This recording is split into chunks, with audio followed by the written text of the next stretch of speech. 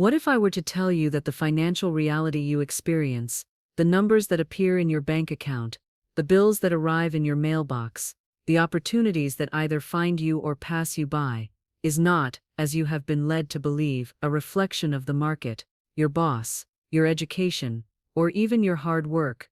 What if it is instead a direct and unerring reflection of the invisible architecture of your own consciousness, a perfect holographic mirror of the words you speak, both silently and aloud, and the thoughts you entertain, both consciously and unconsciously, every single day of your life? We are conditioned from birth to believe that reality is a fixed external force to which we must react and adapt. We are taught that the world happens to us, but the most profound secret, one hidden in plain sight for millennia, and whispered by mystics and sages throughout history, is that our internal world, the vast, intricate landscape of our deepest beliefs and most casual declarations, is the very loom upon which the fabric of our external reality is woven. What if the constant exhausting struggle, the endless soul-crushing chase for money, is not a condition imposed upon you by a cruel and indifferent world? What if it is a self-perpetuating cycle, a feedback loop that you, and you alone, are creating and sustaining with the awesome godlike power of your own mind? This is not a fluffy metaphor. It is not wishful thinking. It is a description of a fundamental law of our existence, as real and as predictable as gravity. The universe, or infinite intelligence, does not argue with you. It simply agrees with you. It is a loyal and impartial servant, and your word is its command. The thoughts and declarations you repeat with deep feeling and unshakable conviction become the blueprints, the detailed architectural drawings it uses to construct your life. If you continuously declare that you are broke, the universe does not judge your declaration. It simply says, "Your wish is my command," and diligently orchestrates circumstances to match your decree. It doesn't question why you would want such a reality. It only fulfills the order. Before we delve into the story of how one man accidentally stumbled upon this law and changed his life overnight, I want you to pause for just a moment. Take an honest inventory of your own words. What have you been declaring about your financial life? What spells have you been casting today? If this idea sparks even a flicker of recognition in you, if you're starting to suspect you might be the architect of your own struggle, then stick with me. The story you are about to hear isn't just a story, it's a key, and by the end of this video you will know how to use it to unlock a door you might not have even known was there. There is a man, and for the sake of this story, we will call him Alex. Alex was not just living in this cycle of lack, he was a master architect of it, meticulously reinforcing its walls, day after day, with every thought, word, and deed. He was a man who lived by the tangible, the provable, the concrete.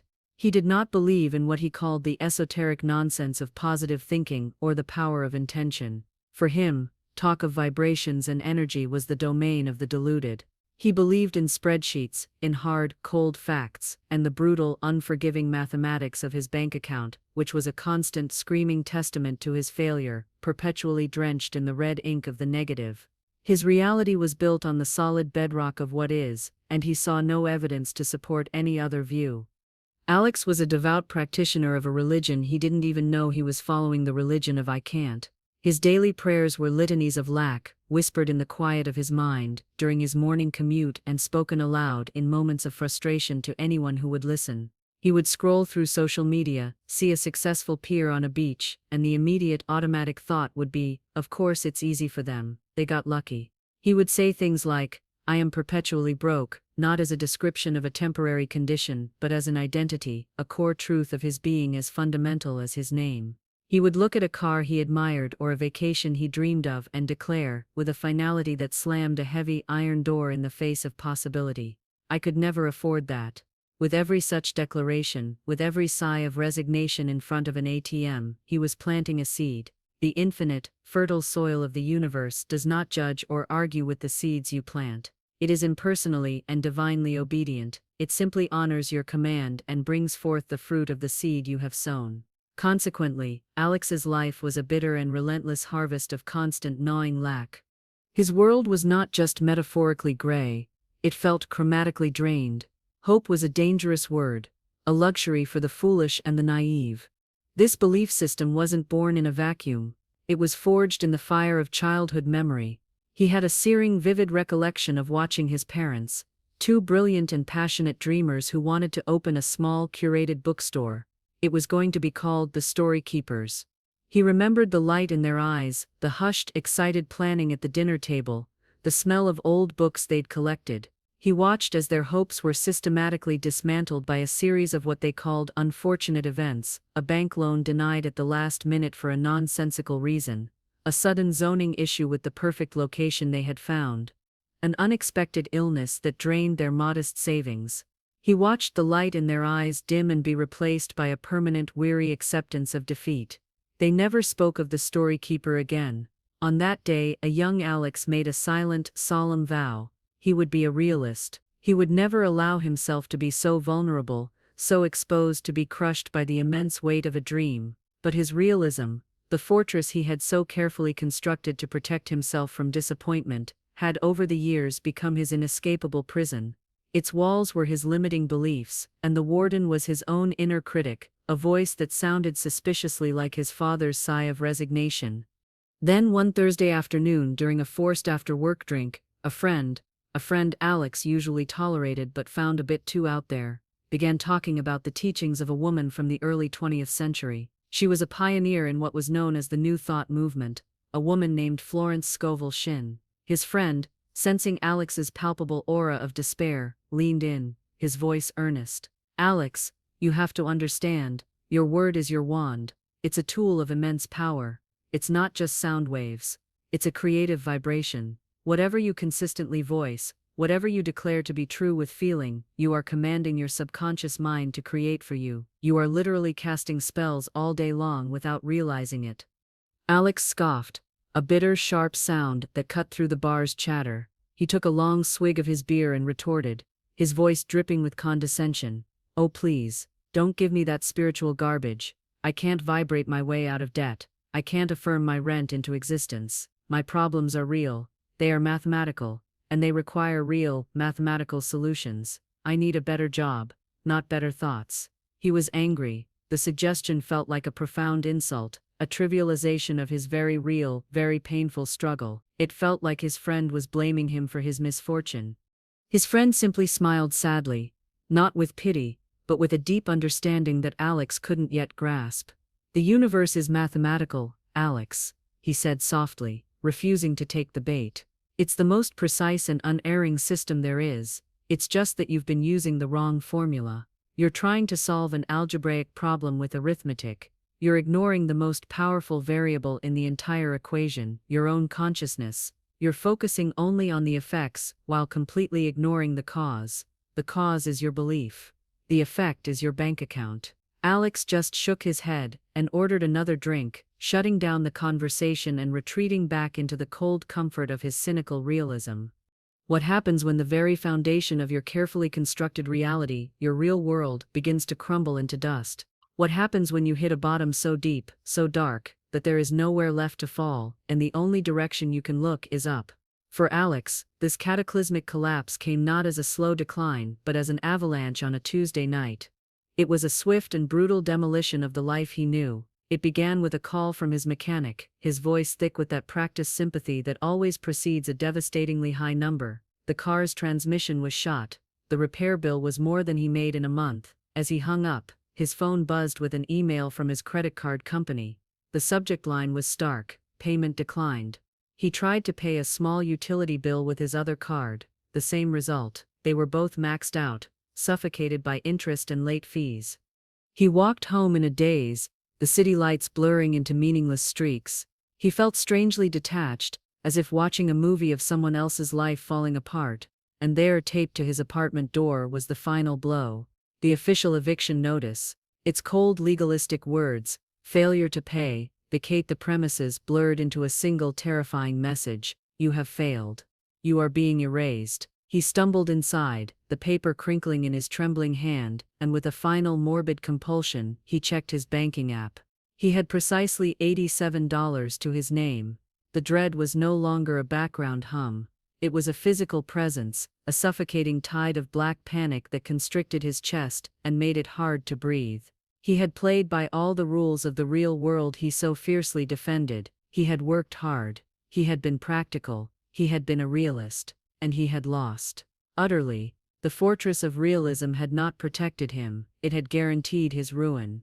In that moment of absolute complete surrender, when the fortress of his ego had been bombed into rubble, and the cynical warden of his mind lay silent amidst the wreckage, he remembered what his friend had told him. He remembered the name, Florence Scovel Shinn. In a flicker of desperate curiosity after their meeting, he had Googled her, and one particular affirmation had stuck in his mind, probably because it sounded so absurdly whimsical to his pragmatic ear. He felt like an absolute fool. He could hear his own cynical mind, his lifelong companion, beginning to stir, mocking him with vicious sarcasm. "Oh, this is your brilliant plan," chanting magical words. "Are you going to wish upon a star next?" But he was a man drowning in the icy waters of his own creation, and this was the last desperate gasp for air. This was the only thing he hadn't tried. He stood in the center of his tiny, cluttered apartment, the eviction notice crumpled in his fist, and at first he just whispered the words, a barely audible breath. "My supply comes from infinite spirit, and big, happy financial surprises now come to me, under grace, in perfect ways." They felt alien in his mouth, empty, hollow sounds swallowed by the heavy silence of his despair. They felt like a lie, but then he remembered his friend's specific instruction, spoken with such conviction. "You can't just say it, Alex. You have to say it with feeling. You have to demand it as your divine right. You have to impress it upon the universe." So he took a deep, shuddering breath. He closed his eyes and summoned every ounce of his pain, his frustration, his years of quiet suffering, and his searing anger at the injustice of it all. He poured all of that raw, volatile energy he had been using to create lack, into this one single decree. He opened his mouth and he shouted it, his voice cracking with the sheer force of his emotion. "My supply comes from infinite spirit, and big, happy financial surprises now come to me under grace in perfect ways." He said it over and over, each repetition louder and more forceful than the last. He screamed it at the stained ceiling, at the stack of unpaid bills on his table, at the ghosts of his parents' failed dreams that haunted the corners of the room. With each repetition, a strange and powerful alchemy took place. The shame and humiliation that had paralyzed him for years began to burn away, incinerated by the fire of his declaration. It was replaced by a bizarre and unfamiliar feeling of power. He was not just speaking words, he felt like he was shifting something in the very fabric of the room, like he was activating a dormant spiritual vibration that had been waiting for his command. He was, for the first time in his entire life, giving a new command to the universe, issuing an instruction that, according to Shinn's teachings, could not return void. He repeated the phrase until his throat was raw and his body trembled with exhaustion. Then he collapsed onto his bed, emotionally and physically spent, and fell into a deep, dreamless sleep. Alex stood at a crossroads that every single one of us faces, whether we realize it or not. He could continue to let his circumstances dictate his beliefs, or he could use his beliefs to dictate his circumstances. He chose to try something new. If his story is resonating with you, if you've ever felt that same level of desperation and wondered if there was another way, do me a favor and hit that subscribe button. Because what happens next demonstrates the astonishing speed and precision with which the universe responds when you finally change your command. You won't want to miss it. The next morning, his phone buzzed on the nightstand.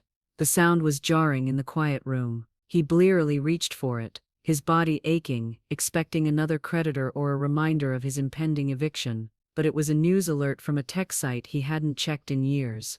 The headline blazed across his screen, seeming to burn with an impossible light. "Bitcoin surges to an unbelievable new all-time high, shattering all predictions." A jolt, purer and more potent than any caffeine, shot through him. It was a shock of pure adrenaline that made his heart hammer against his ribs like a trapped bird.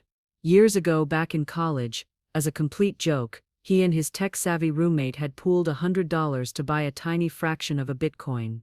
It was the next big thing that promptly crashed into obscurity. Alex had written it off as just another failed gamble, another lesson in the foolishness of hope.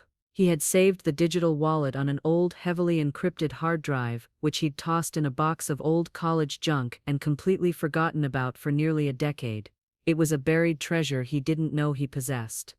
But the password hint his roommate had set, a private joke between them, was the game of life. Not the Milton Bradley board game with the little plastic cars and pink and blue pegs. The book, the very book by Florence Scovel Shinn that had inspired the affirmation he had been shouting at the top of his lungs just hours before. This is not a coincidence. This is the flawless logic of the universe.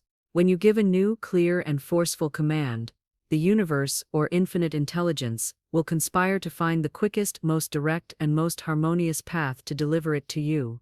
The supply was already there. The wealth had been sitting in a dusty box in his closet for years. His words, charged with the potent energy of his faith born from sheer desperation, simply cleared the fog of lack from his mind and opened his awareness to the solution that already existed. His hands were shaking so badly he could barely function. He tore through his closet, throwing old clothes and textbooks aside in a frenzy until he found the box labeled College Mementos. There it was, the old external hard drive. He plugged it into his laptop, his breath held tight in his chest. The password prompt appeared. He stared at the hint, the game of life. A chill traced its way down his spine. He remembered his roommate giving him the book, and him laughing at the title. And then another memory surfaced, a phrase his roommate had said, quoting the book, "Your word is your wand, man. Don't forget it." He slowly, deliberately typed the password, "Your word is your wand." The wallet opened. The balance began to load, the numbers flickering as they converted to the current market value. He squinted. It couldn't be right. It had to be a glitch. He refreshed the page. The number remained, solid and undeniable. It was over $4.3 million. He stumbled backwards, away from the screen, and a sound escaped his lips that he hadn't made in years. He laughed. A wild, unhinged, liberating laugh that was equal parts shock, relief, and awe. The skeptic, the realist, the man of brutal facts had just been silenced by a reality more powerful and more magical than he could have ever dared to imagine. The big, happy financial surprise had arrived, under grace, and in a perfect, unbelievable way. Alex's story is a powerful testament to these universal laws, but it's just the beginning of understanding them. The very first thing Alex did, after the initial shock subsided and he had verified the funds were real, was not to buy a sports car or a mansion. He went online and ordered a copy of The Game of Life and How to Play It. He devoured it in a single sitting. As he read, the pieces of his life began to click into place with a terrifying, exhilarating clarity. His old life, the constant struggle and lack, was not the result of bad luck or a cruel world. It was the perfectly logical harvest of the seeds, the words and beliefs he had been consistently and diligently sowing for decades. He had been giving clear, powerful orders of lack, poverty, and limitation, and his faithful, obedient subconscious mind had delivered exactly that, without question. Life is indeed a game, he realized, and he had been playing it his entire life without ever bothering to learn the rules. The fundamental rule is this: your mind, specifically your subconscious mind, when aligned with your spoken word, is the singular creative force that molds and shapes your world. The conscious mind is the watchman at the gate. It can accept or reject ideas, but the subconscious mind is the master weaver, the tireless builder. It accepts whatever the conscious mind impresses upon it as truth and works tirelessly, 24/7, to manifest that truth in your physical reality. It does not discern between good and bad, positive or negative. It only acts on the instructions it is given with unwavering fidelity. The affirmation Alex shouted was a new instruction, a powerful piece of code that overwrote his old programming of lack. His sheer desperation gave it the emotional power, the charge, it needed to bypass his cynical conscious mind and impress itself directly upon the subconscious. And his surrender, that moment of giving up and letting go, was the crucial act of faith that allowed the infinite intelligence or the superconscious mind, the God self within, to work on his behalf. The forgotten cryptocurrency was the unexpected channel, the path of least resistance for his supply to reach him. The universe always has infinite channels of supply. Our job is simply to be open to receiving from them, rather than insisting money can only come from our job or one specific source we have deemed acceptable. You see, the money isn't the real miracle. The money is just the physical proof, the receipt from the universe confirming that the order was received and delivered. The real miracle was the profound tectonic shift that occurred inside of him. The true wealth was not the $4.3 million sitting in a digital wallet. It was the dissolution of a lifetime of fear. It was the freedom to wake up in the morning without a knot of anxiety tightening in his stomach. It was the permission he finally gave himself to dream again, to look at the world not as a battlefield but as a playground. He learned one of the most vital lessons of abundance from Shinn's work. Money is not a static thing to be chased, captured, and hoarded. It is energy, and like all energy, its natural state is to be in circulation. Stagnant water becomes toxic. Stagnant money creates fear and disease in the mind.